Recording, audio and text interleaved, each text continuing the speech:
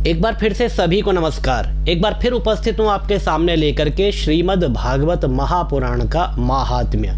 इससे पहले श्रीमद् भागवत महापुराण महात्म्य के 2 भाग आपके सामने प्रस्तुत किए जा चुके हैं। क्रमशः आइए आज तीसरे भाग को आपके सामने लेकर के उपस्थित हुए हैं। तो इसके वाचन का प्रयास करेंगे और अर्थ को समझने का प्रयास करेंगे।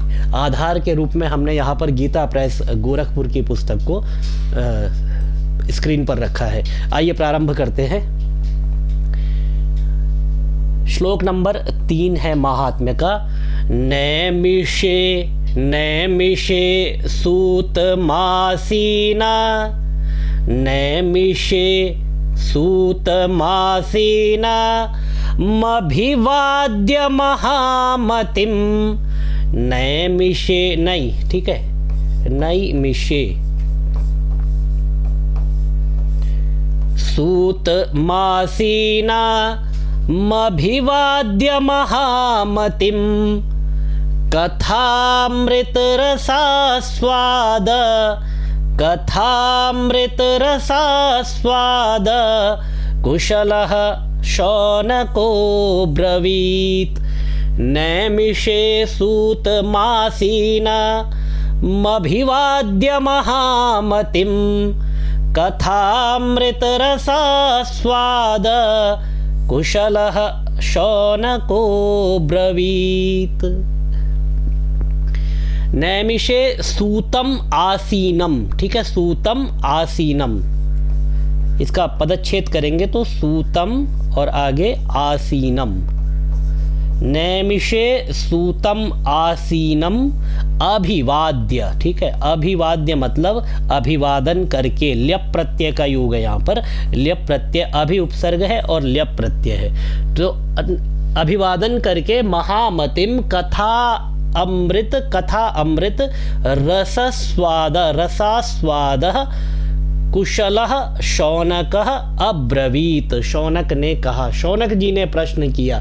शौनक जी ने किससे प्रश्न किया? देखिए श्लोक का अर्थ किस तरह से लगाना है कि नैमिषे, स्थान कौन सा है? नैमिषे। नैमिषे अर्थात नैमिषारण्य तीर्थ स्थान है, नैमिषारण्य तीर्थ। नैमिषे सूतम आसीनम, आसीनम सूतम बैठे हुए। नैमिषे सूतम आसीनम, नैमिषारण्य तीर्थ में सूत जी बैठे हुए थे। सूतम आसीनम, ऐसे बैठे हुए सूत जी को, ठीक है, अभिवाद्य अभिवादन करके। नैमिषे नैमिषारण्य तीर्थ में सूतम आसीनम अभिवाद्य, आसीनम सूतम अभिवाद्य, बैठे हुए सूत जी को अभिवादन करते। खलु महती इयं परंपरा, कि यदि किसी से प्रश्न किया जाए तो सबसे पहले उसके प्रति सम्मान प्रकट करना आवश्यक है। तद्विद्धि प्रणिपातेन परिप्रश्नेन सेवया, ये श्रीमद् भगवद गीता में भी कहा गया है। तो सबसे पहले उनको अभिवाद्य प्रणाम किया और फिर अपने प्रश्न को पूछा, या फिर आगे जो कहना था वह कहा गया। किसके द्वारा कहा गया? देखिए, शौनकः अब्रवीत, शौनक जी ने कहा। शौनक जी ने कहा, ठीक है। अब्रवीत मतलब कहा, तो शौनको अब्रवीत, शौनकः अब्रवीत, शौनक जी ने कहा। किससे कहा?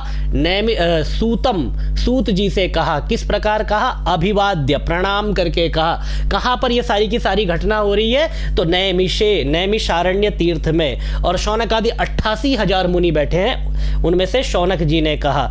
और ये सूतम आसीनम, और ये सूत जी कैसे हैं? महामतिम, महामति सूतम अभिवाद्य, महामति सूत जी को प्रणाम करके अभिवादन करके कहा। किसने कहा? शौनक जी ने कहा। नैमिषे सूतमासीनम अभिवाद्य महामतिम, नैमिषे सूतमासीनम अभिवाद्य महामतिम।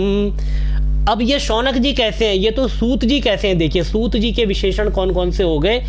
एक तो आसीनम, सूत जी बैठे हुए हैं, बैठे हुए सूत जी को कहा, और महामती, सूत जी कैसे हैं, महामती हैं, महामती सूत जी को कहा। किस प्रकार से कहा, अभिवाद्य, प्रणाम करके कहा। कहाँ पर कहा, नैमिषे, नैमिषारण्य तीर्थ में कहा। अब शौनक जी ने कहा, ठीक है, ये यहाँ पर आ गया, शौनक अब्रवीत। अब शौनक जी कहते हैं कि शौनक जी कैसे हैं, कथामृत रसा स्वाद कुशलः शौनको ब्रवीत। कथामृत रसा स्वाद कुशलः, जो कथा रूपी अमृत का स्वाद लेने में अत्यंत कुशल है। शौनक जी कहते हैं, ये शौनक जी का विशेषण है, विशेषण होता है ना, एडजेक्टिव। तो ठीक है, यहाँ पर विशेषण और विशेष्य को आपको ध्यान में रखना है कि कथामृत रसा स्वाद कुशलः शौनकः। शौनक जी कैसे हैं, कथा रूपी अमृत के स्वाद को लेने में अत्यंत कुशल है। कहीं पर भी भगवत वार्ता चल रही हो, आप कोई भी कथा उठा के देखिए, प्रायः वहाँ पर शौनक आदि 88,000 मुनि हैं, उन्होंने प्रश्न किया है, उनके प्रश्न के फलस्वरूप हमें जो है कथाएं प्राप्त हुई है। तो कथा अमृत रस स्वादः कुशलः, ये शौनक जी की विशेषता है कि कथा रूपी अमृत के रस स्वादन में वह अत्यंत कुशल है। ऐसे शौनक जी ने कहा, कथामृत रस स्वाद कुशलः शौनको ब्रवीत।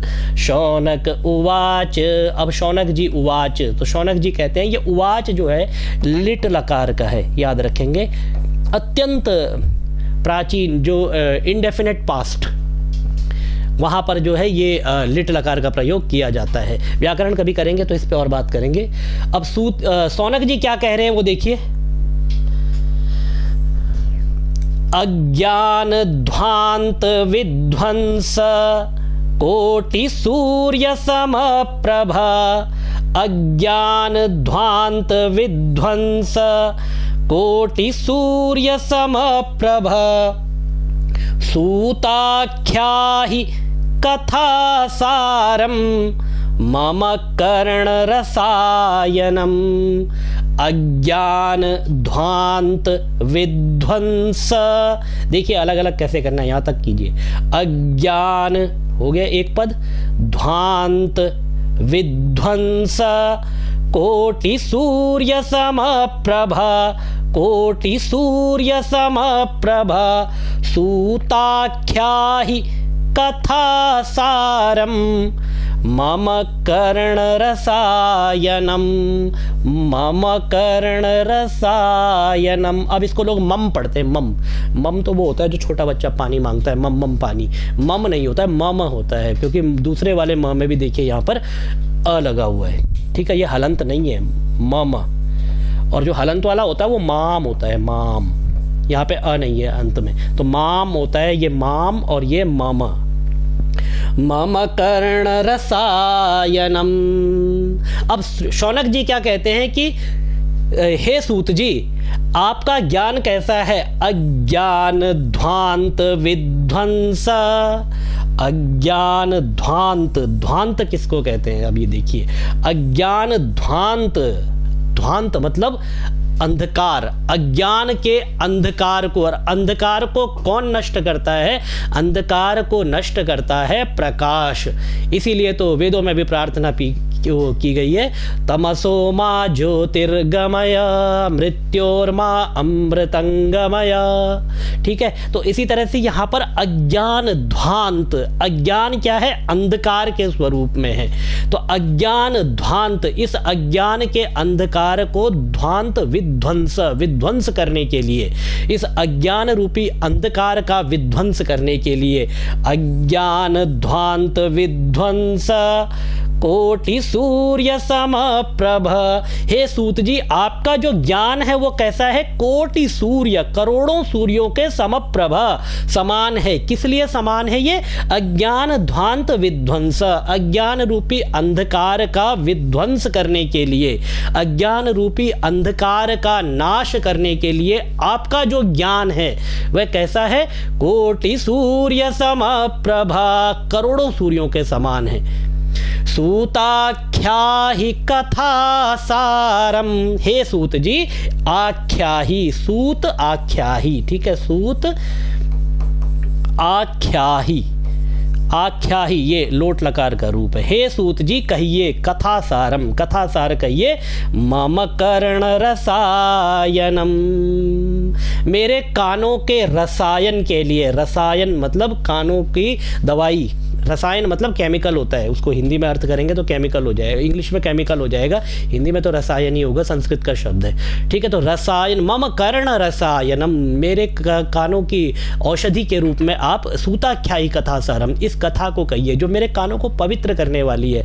ये जो रसायन, ये जो औषधि होती है, ये क्या करती है, रोग को दूर कर देती है। इसी तरह से सूताख्यायी कथा सारम मम कर्ण रसायनम, ये मेरे कानों की औषधि है, ये मेरे कानों का रसायन है, केमिकल है, इसको आप कहिए और इससे जो हमारा अज्ञान है उसको दूर कीजिए। अब हमारा अज्ञान किस तरह से दूर होगा, तो उसके लिए स्पष्ट रूप से उन्होंने प्रथम पंक्ति में कहा है कि अज्ञान ध्वांत विध्वंस कोटि सूर्य समप्रभम, अज्ञान रूपी अंधकार का ध्वंस करने के लिए, अज्ञान रूपी अंधकार का नाश करने के लिए आपका जो ज्ञान है वह करोड़ों सूर्यों के समान है।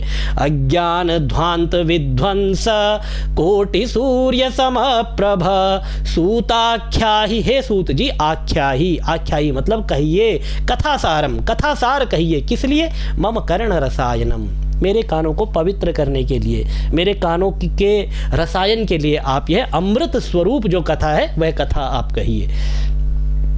आइए आगे बढ़ते हैं अगले श्लोक की तरफ।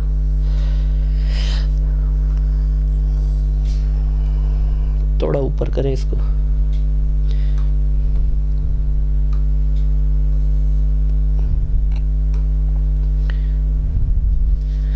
भक्ति ज्ञान विरागाप्तो विवेको वर्धते महान, भक्ति ज्ञान विरागाप्तो विवेको वर्धते महान, भक्ति ज्ञान विरागाप्तो, गाप्तो विराग आप्तो विवेको वर्धते महान, माया मोह निरासश्च, माया मोह निरासश्च वैष्णवहि क्रियते कथम, माया मोह निरासश्च वैष्णवहि क्रियते कथम। अब देखिए यहाँ पर ये जो है ये सेंटेंस, ये है आपका पैसिव वॉइस, ठीक है, ये पैसिव वॉइस में सेंटेंस है आपका।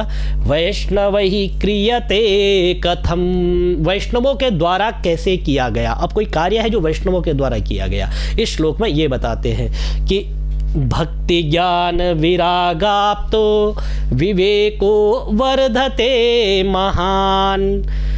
तो भक्ति ज्ञान और वैराग्य तीन चीजें हैं, ठीक है। एक है भक्ति ज्ञान और वैराग्य, भक्ति ज्ञान विराग, और भक्ति प्लस ज्ञान प्लस वैराग्य इज इक्वल टू, इससे प्राप्त होती है, इससे प्राप्त होता है विवेक, ठीक है। भक्ति प्लस ज्ञान प्लस वैराग्य इज इक्वल टू विवेक, ठीक है। विवेक किसे कहते हैं, व्यक्ता व्यक्तज्ञ विज्ञानात्, व्यक्त और अव्यक्त का जो विज्ञान है, जो ज्ञ पुरुष को प्राप्त होता है उसी को विवेक कहते हैं। विवेक क्या है कि मन संकल्प करता है किसी भी कार्य के लिए, उसको स्वीकार करना है या अस्वीकार करना है, और इस संकल्प विकल्पात्मक मन जो है निश्चयात्मिका बुद्धि, बुद्धि को वो भेज देता है, और बुद्धि जो है उसके बाद विवेक के द्वारा इसको निश्चित करती है कि हमारे लिए क्या ग्राह्य है और क्या त्याज्य है। तो भक्ति ज्ञान विरागाप, तो भक्ति ज्ञान और वैराग्य की प्राप्ति होने पर विवेको वर्धते महान, विवेक में महान वृद्धि होती है, ठीक है। तो भक्ति ज्ञान विरागाप तो विवेको वर्धते महान, वैष्णवों ने भक्ति ज्ञान और वैराग्य से विवेक की प्राप्ति कैसे की थी, यह प्रश्न यहाँ पर किया गया है कि भक्ति ज्ञान विरागाप तो विवेको वर्धते महान, विवेक में महान वृद्धि होती है भक्ति ज्ञान और वैराग्य को की प्राप्ति होने से। माया मोह निरासश्च वैष्णवैः क्रियते कथम, अब वैष्णवैः कथम क्रियते, वैष्णवों के द्वारा ये विवेक की वृद्धि कैसे की गई, यह कैसे की जाती है? वैष्णवों के द्वारा विवेक, उनका जो विवेक ज्ञान है उसकी वृद्धि कैसे की जाती है? वैष्णवई क्रियते कथम। और उसके बाद माया मोह निरासश्च, माया और मोह का निरास, माया और मोह से अपने आप को दूर करना और भक्ति ज्ञान और वैराग्य के द्वारा उत्कृष्ट कोटि के विवेक को प्राप्त करना। वैष्णवई क्रियते कथम, यह वैष्णवों के द्वारा किस प्रकार किया जाता है? इस प्रकार का प्रश्न यहाँ पर शौनक जी ने सूत जी से पूछा। आगे शौनक जी अगले श्लोक को कहते हैं, इह घोरे कलौ प्रायो जीवश्चासुरतां गतः, इह घोरे कलौ प्रायो जीवश्चासुरतां गतः, क्लेशाक्रान्तस्य तस्यैव, क्लेशाक्रान्तस्य तस्यैव, शोधने किं परायणम्। इह घोरे कलौ प्रायौ, इह घोरे कलौ प्रायौ। इस घोर कलयुग में प्रायः, प्रायः मतलब अक्सर, ऑलमोस्ट, ठीक है। अब यहाँ पर प्रायः शब्द क्यों लगाया? क्योंकि सारे ही ऐसे नहीं है। जीवश्चासुरतां गता, जो जीव है वह असुरता की तरफ प्रवृत्त हो रहा है। अब प्रायः ये जो शब्द लगा दिया है, इसके कारण ये है कि कुछ ऐसे भी हैं जो अपने धार्मिक मार्ग पर निरंतर चल रहे हैं, इसीलिए प्रायः शब्द का प्रयोग किया गया। यह घोरे कलौ प्रायो, प्रायः इस कलयुग में जीवश्चासुरतां गता, जीव जो है असुरता की तरफ प्रवृत्त हो रहा है। और देख रहे हैं हम लोग किस तरह से मनुष्य असुरता की तरफ प्रवृत्त हो रहा है, किस तरह से अपना लाभ पूरा करने के लिए वह यह विचार नहीं करता कि दूसरे को कितना नुकसान वह दे रहा है। ठीक है, अपना लाभ करना कोई भी गलत कार्य नहीं है, ये तो पुरुषार्थ की पूर्ति है। लेकिन दूसरे को नुकसान दे करके अपना लाभ करना यह पुरुषार्थ नहीं है, ये तो घृष्टता है, ये अपराध है। तो जीवश्चासुरतां गता, जीव असुरता की तरफ प्रवृत्त हो रहा है।